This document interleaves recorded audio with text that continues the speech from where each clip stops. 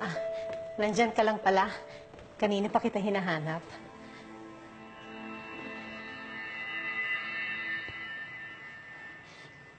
Naku, to naman talaga si Manang Bising, oh. Naihalo na naman yung mga sulat ko. Di na talaga nagtanda tong matandang to. Bakit ka parang biglang namutla? Ah, Kanino ba galing ang sulat na yan? wala. Wala to. May nililihim ka ba sa akin? Ha?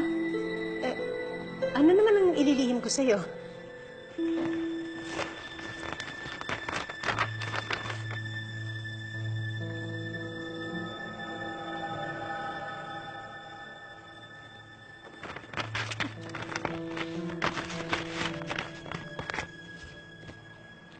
Kanino ba talaga galing ang sulat na yan? Wala. Nangangamusta lang.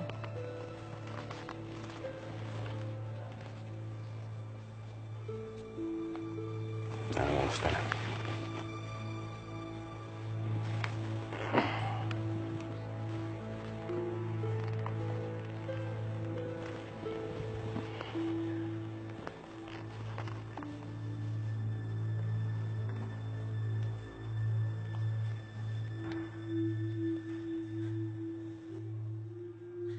Manang Bising! Manang Bising! Manang Bising! Madam?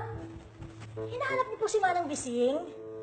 Nakikita mo na nga lumalabas yung litid ko sa kakatawag kay Manang Bising. Tatanungin mo pa ako kung hinahanap ko si Manang Bising.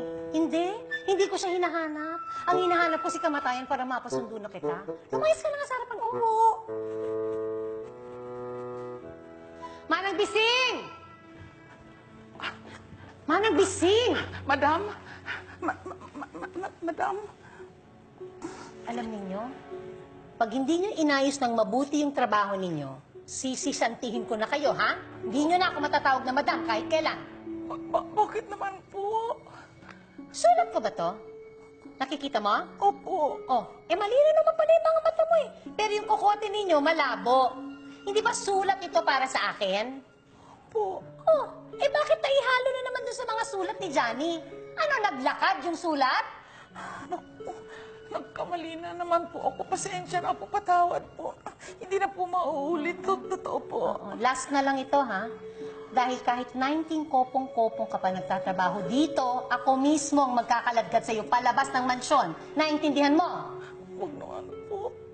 Umalis ka na sa harapan, hindi papalaman ko sa'yo yung sulat. Sige na. Opo. Anong problema? Subaybayan mo yung matandang yan, ha? Hindi magandang pakiramdam ko dyan. Siguraduhin mo lang, Henry, na hindi ka nagpapalaki ng ahas dito sa mansyon. Baka mangitlog pa ng karagdagang ahas yan.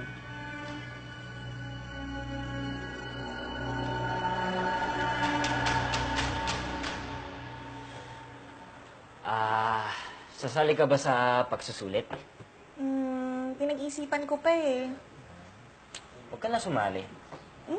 Baka kasi bigla kang kumulo. Ano? Kumulo? Baka kasi biglang kumulo ang isang sukang paumbong na kagaya mo kapag nilapit ka sa oven. Wow ha! At least ako nakakalapit sa oven. Eh ikaw, hinawakan niya, hindi mo nga kaya. Oo, nahahawakan ko ha. Hindi ko lang mabuksan eh. Oh, so paano? Paano ko sasali ng contest kung hindi mo kaya mabuksan yung oven? Basta, bahala na tong muscles ko. Saan? Ito, nagbabounce pa. Teka, may naamoy ako. Hindi ako yun ah, hindi ako. Nakakaamoy ako ng pag-ibig. Bakit masyado kang concerned? May gusto ka ba sa akin? Hoy! Wow ah! Signal number 5 yata yung kahanginan mo eh. Ba't naman ako magkakagusto sa'yo, Aber? Sa bagay, mas mabuti nga lang na wala kang gusto sa akin. Dahil kung nagkataon, busted ka na dahil taken na ako. Bakit? Sino ba kasi may sabi na may pakialam ako sa love life mo? Kang feeling ha? Tsaka ang mga gusto ko, yung mga katulad ni Jericho, at feeling ko din, gusto niya rin ako. Seryoso? Hala? Seryoso ka nga? Uy, teka lang, sukang paumbong. Teka lang, okay? Walang halong biro. Humanap ka na lang ng iba. Huwag na si Jericho. Humanap ka ng magmamahal sa'yo ng totoo. Yung tatanggapin ka kung sino ka, yung itatrato ka parang reyna. Tsaka alam mo ba, ikaw ang pangatlong pinaka-importanting babae sa buhay ko. Ikaw lang ang inibig ng ganito. Tandaan mo lahat ng sinabi ko, ha? Kita kits. Kapag kasama ka, pag-asa, yan ang binibigay mo sa Sunshine!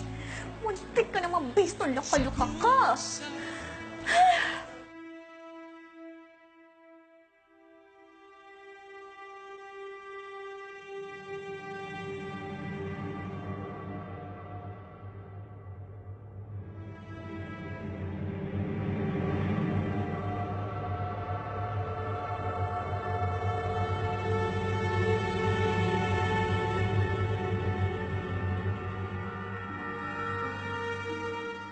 Hello po. Kumusta?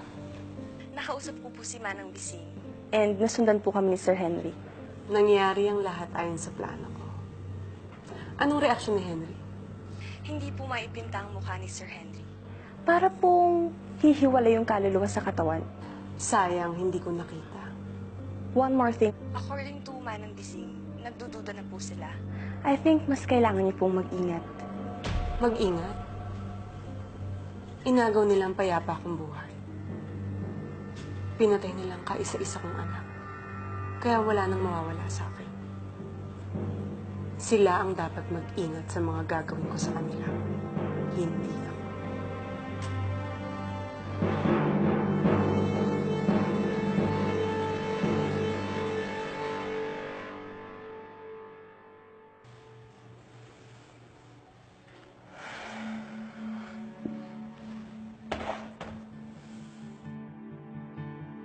Baker King Takgu. Kayang-kaya ko to. Ilang rambol nga nalampasan ko. Itong oven pa kaya.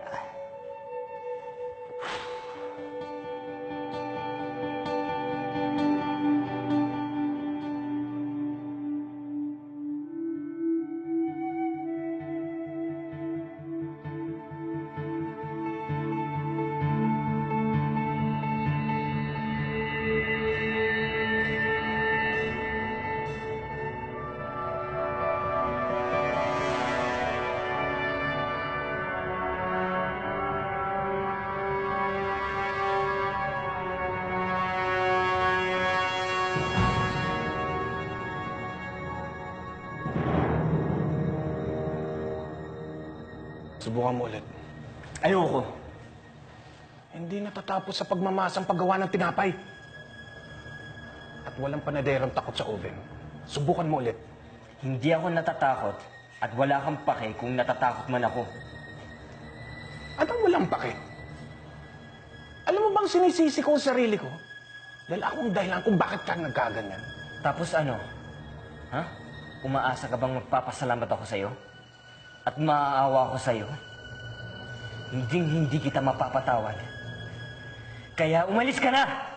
Bago kita mapatay! Sige. Patayin mo ako. Yun ba yung kakagaan ng loob mo eh? Pero Takgu, bakit? Ha? Bakit mo ako linigtas sa pagsabog? Puro na lang pasakit ang binigay ko sa buhay mo. Pero sa pagkakataon nito, hayaan mo naman ito lang ang ibigay ko sa'yo.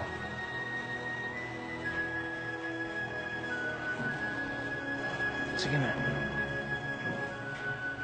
Subukan mo ulit. Hindi ko mag-alala, nandito lang ako.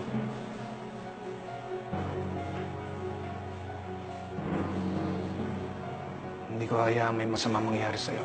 Hindi ko hayaan masaktan ka. Tandaan mo yan.